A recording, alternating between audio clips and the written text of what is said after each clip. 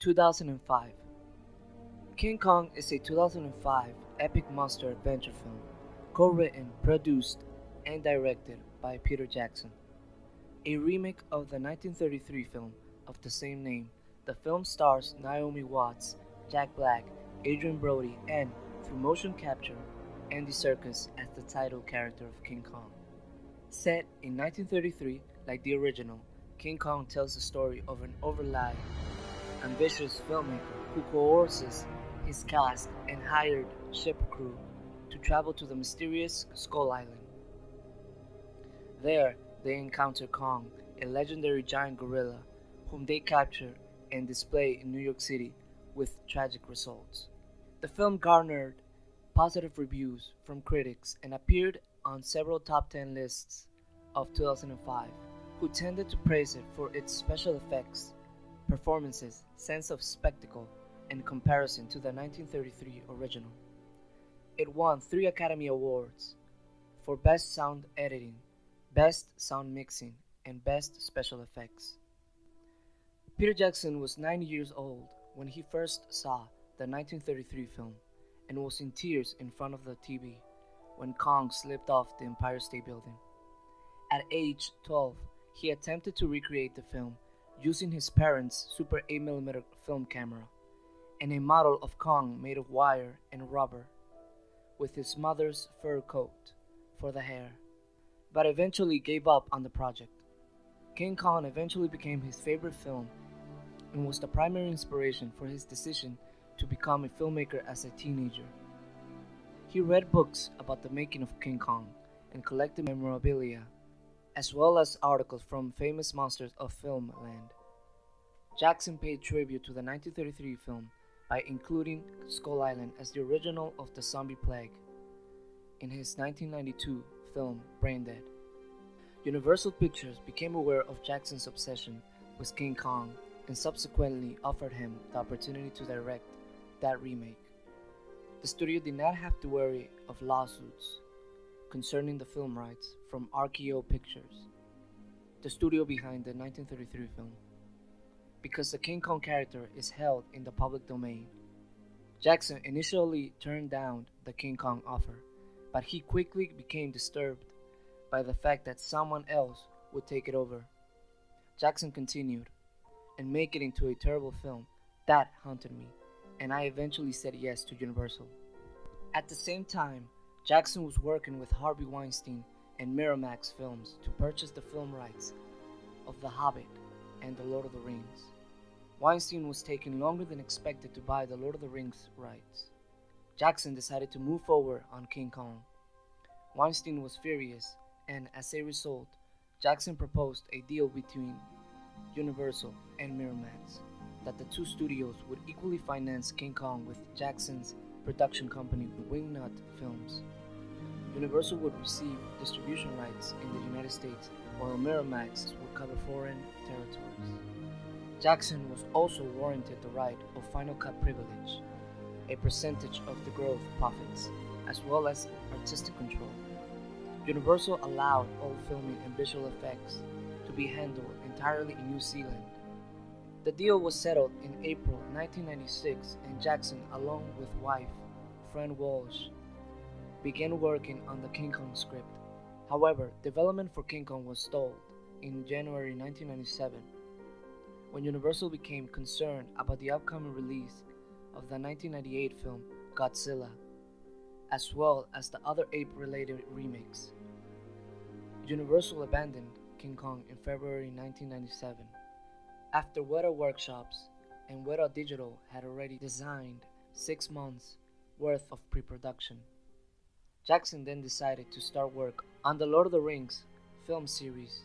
With the financial and critical success of the 2001 film The Fellowship of the Ring and the 2002 film The Two Towers, Universal approached Jackson in early 2003 during the post-production of The Return of the King concerning his interest in restarting development on King Kong. In March 2003, Universal set a target December 2005 release date, and Jackson and Walsh brought the Lord of the Rings co-writer Philippa Boyens on to help rewrite the 1996 script. Immediately after the completion of The Return of the King, Weta Workshop and Weta Digital, supervised by Richard Taylor, Christian Rivers, and Joe Letteri, started pre-production on King Kong. Jackson brought back most of the crew he had on the Lord of the Rings series. Jackson, Walsh, and Boyens began to write a new script in late October 2003. Jackson acknowledged that he was highly unsatisfied with the original 1996 script. That was actually just Fran and Peter very hurriedly getting something down on paper, Boyens explained. It was more one of many possible ways the story could go. The writers were adamant to base the new script on the 1933 film rather than the 1996 script. Jackson, Walsh, and Boyens also cited Delos W. Lovelace's 1932 novelization of King Kong as inspiration. To make the relationship between Ann Darrow and Kong plausible, the writers studied hours of guerrilla footage. Principal photography started on September 6, 2004 at Camperdown Studios in Miramar, New Zealand. Camperdown housed the native village and the Great Wall, while the streets of New York City were constructed on its backland. The majority of the SSS Venture ship scenes were shot aboard a full-scale deck constructed in the parking lot at Camperdown Studio, and then were backed with a green screen with the ocean digitally added in post.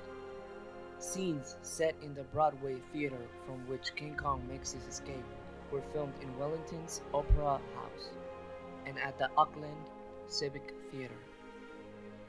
Filming also took place at Stone Street Studios, where a new soundstage was constructed to accommodate one of the sets. Over the course of filming, the budget went from $175 million to $207 million, over additional visual effects work needed, and Jackson extending the film's running time by 30 minutes. Jackson covered the $32 million surplus himself and finished filming in March 2005. The film's budget climbed from an initial $150 million to a then record-breaking $207 million, making it at one point the most expensive film yet made. Jackson saw King Kong as opportunity for technical innovations in motion capture. Commissioning Christian Rivers of Weta Digital to supervise all aspects of Kong's performance, Jackson decided early on that he did not want Kong to behave like a human, and so he and his team studied hours of guerrilla footage. Serkis was cast in the title role in April 2003 and prepared himself by working with gorillas at the London Zoo. He then traveled to Rwanda, observing the actions and behaviors of gorillas in the wild. Rivers explained that the detailed facial performance capture with Serkis was accomplished because of the similarities between human and gorilla faces. Gorillas have such a similar looking set of eyes and brows. You can look at those expressions and transpose your own interpretation onto them.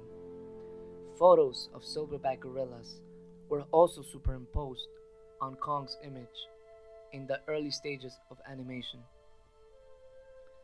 Serkis had to go through 2 hours of motion capture makeup every day, having 135 small markers attached to different spots on his face. Following principal photography, Serkis had to spend an additional 2 months on a motion capture stage, miming Kong's movements for the film's digital animators. King Kong original motion picture soundtrack was composed by James Newton Howard, who composed The Sixth Sense, Dinosaur, and Treasure Planet. James Newton Howard's score was later nominated for the Golden Globe Award for Best Original Score. The film received 4 Academy Award nominations for visual effects, sound mixing, sound editing, and production design, winning all but the last. The film received positive reviews from critics. The site's consensus from the collector reviews was featuring state-of-the-art special effects, terrific performances, and a majestic sense of spectacle. Peter Jackson's remake of King Kong is a potent epic that's faithful to the spirit of the 1933 original. It was placed on the top 10 lists of several critics. Roger Ebert gave the film 4 stars and listed it as 2005's 8th best film.